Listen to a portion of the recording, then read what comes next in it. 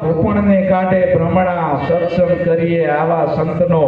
આપણા લુહાર સમાજ પંચાલ સમાજની અંદર સૌરાષ્ટ્રમાં એક મહાત્મા મૂળદાસ થઈ ગયા, એક દેવતણકી બાપા થઈ ગયા, એક મહાકવિ લોયણ થઈ ગયા.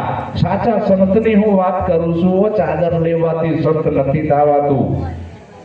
ચાદર લેવાથી કોઈ પંથના એજન્ટ બની જાવ, સંતપણો ભીતરમાંથી આવે છે. એને નિશાળું નથી સંતપણું બનવાની. દિલની દાતારી અંદરથી આવે, કુંબડાની રૂજ અંદરથી આવે, ભૂજ અંદરથી આવે, સંતપણું અંદરથી આવે. વેચાતું ન મળે. હવે અત્યારે બધા વેચાતી દુકાનો બની છે કે અમને સંત બનાવો, અમને આમ ના હોય. ઈ આપણા મૂળદાસ બાપા દેવતણકી બાપા સતી લોયણમાં, એ દેવતણકી બાપા મજેવડી ગામમાં લોઢા ટીપે, લુહારી કામ કરે.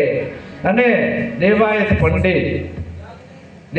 પંડિતને એટલો બધો અહંકાર હતો. 750 એની જોડે ચેલા. અને દેવલ દે એની ઘરવાળીનું નામ દેવલ દે. અને ઘરવાળી ઉપર દેવાયતને શંકા થઈ એટલે દેવલ દે ભાગી ગયા. અને દેવાયત પંડિત 750 એના ચેલાને લઈને એની ઘરવાળીને ગોતવા નીકળ્યો. અને એ મજેવડીના ચોકમાં આવ્યા અને ધરો ભાંગી ગયો રથનો. અને એ ધરો બાંધવા કોઈ લુહારના અહીંયા જવું પડે. અહીંયા આપણા દાદા હતા દેવતણકી દાદા. અને ઓલાને તો જ્ઞાનનો અહંકાર હતો દેવાયત પંડિતને, કે જઈને કયો ને ગામમાં લુહારને મારો ધરો બાંધી દે. ચેલા દિયા અમારા બાપુનો ધરો બાંધી દો. એ કે આજ કઈ ધરાબરા નો અંધાય, આજ 11 છે, અમારે હપ્તો છે, આજ કોઈ કારીગર કામે આવે નહીં. પણ કે અમારા ગુરુને તમે નથી ઓળખતા? દેવાયત પંડિત આ રીતે ઓળખું છું, બે રીતે. તારા ગુરુને હું બે રીતે ઓળખું છું, આમે ઓળખું છું ને આમે ઓળખું છું. બોલાએ જઈને કીધું કે આ લુહાર તો અભિમાની છે, અને આવું કીધું સામાન્ય લુહાર છે, લોઢા ટીપે છે, કે તારા ગુરુને આમે ઓળખું છું ને આમે ઓળખું છું. એને હંતાવો હોય તો આવે. દેવાયત પંડિત આવ્યો જ્ઞાનનો અહંકાર લઈ કે તમે મને ઓળખો છો? હું આવડો મોટો જ્ઞાની 750 ની ફોજ લઈને આવ્યો છું. પણ કે શું કામ આવ્યો છું? કે આ ધરો અંધાવો છે. પણ કે શું કામ? શામ નીકળ્યા છો? કે મારી ઘરવાળીને ગોતવા. તો તું તો સંત છું, તારી ઘરવાળી ઉપર શંકા લઈ અવતાર શું ગોતવા જવાનું હોય? ઘરે જતો રે પાછો. તું શેનો સંત? જેટલી આગમવાણી લખી એ કઈ દેવાયત પંડિતની નથી હો. જો એને આગમ ભાંખ્યું હોય તો એની ઘરવાળીનું ભાંખી ના શકે. એની ઘરવાળી ઉપર એક કઈ દેવાયત પંડિતે આગમ વાણી લખી નથી. એમના ગુરુ શોભાજી આપણા ગુરુએ આગમ ભાંખ્યા. સુણો તમે દેવલ દેનાર, આપણા ગુરુએ આગમ ભાંખ્યા. દેવાયત પંડિતે નહીં, શોભાજીએ. હે દેવલ દેનાર, આપણા ગુરુ શોભાજીએ આગમ ભાંખ્યા છે કે આગળ આવા દિવસો આવશે. હું નથી કહેતો, આપણા ગુરુએ. હવે આ લોકો પાસે શું કે દેવાયતની આગમ વાણી છે. જો દેવાયતની હોય તેની ઘરવાળી ઘરમાં શું કરે છે એ ના જોઈ શકે. પોતાની પત્ની ઉપર એને શંકા કરી. અને એ દેવતણકી બાપાએ કીધું કે ભલા માણા આ ધરો છે એમ ના અંધાય, ઘા કોણ મારશે? આ હેરણ ઉપર દેવાયત પંડિત તમે ઘા મારશો તો તમારો ધરો હાથી દઉં. એ આપણા લુહાર દેવતણકી દાદાએ ધરો દખાયો અને આ બધા એરણ ઉપર મૂક્યો. દેવાયતને જ્ઞાનનો અહંકાર. અને જેવો ઘણનો ઘા માર્યો ને એરણ પાતાળમાં ગાલી દીધી. દેવાયત પંડિતે આટલો બધો અહંકારી. હે શંકારે પડીને અવળો જોયો, ક્યાં ગયા દેવાલ દે નાર. શંકા પડી, અવળું ઉજ્યો, ધારે આયા, ધરો ભાંગ્યો.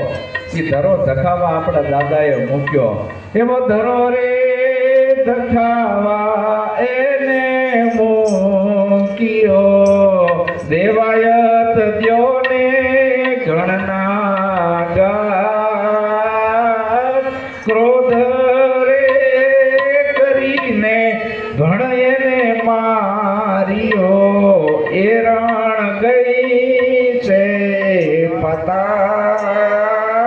હવે શેના ઉપર હાંધવો ધરો? તરત આપણા દાદાએ આમ ઘૂંટી ધરી.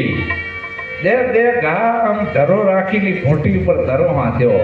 એવો ઘૂંટી રે ઉપર ધરો એને સાધ્યો, ઉતાર્યા દેવાયતના અભિમાન.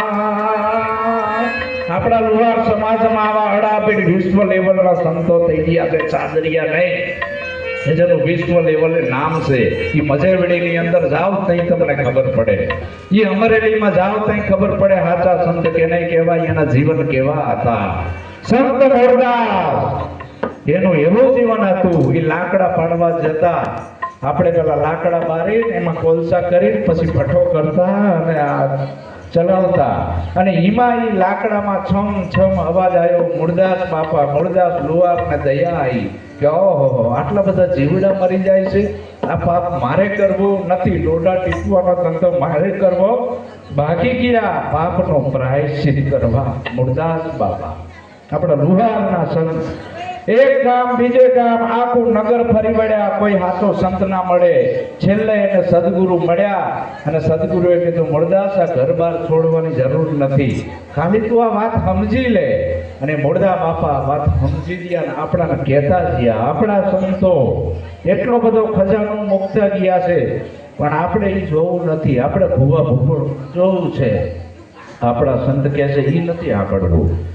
એ જી સતસંગ વિનાનો મન સમજે નહીં, સુરતા ભલે નિગમ પર જાય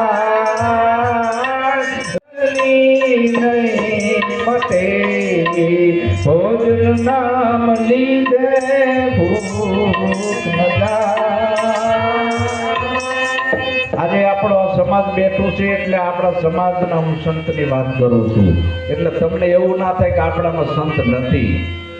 આવા અડાવેડ સંત મૂળદાસ બાપા કહે છે કે સત્સંગ વિનાનું આ મન સમજે નહીં, સુરતા ભલે નિગમ પર જાય. જાગ્રત સદગુરુનો જો સત્સંગ તમને મળી જાય તો મન સમજી જાય, આમાં બીજું કાંઈ કરવાનું નથી, અને આપણું જીવન ધન્ય બની જાય. આ દેવુમાની શ્રદ્ધાંજલિ નિમિત્તે આપણે બધા મળ્યા છીએ, તો આ થોડું જ્ઞાન આપણામાં ગ્રહણ કરવી. સદગુરુ બીજું શું કરે છે? આ બધી અંધશ્રદ્ધા કરે.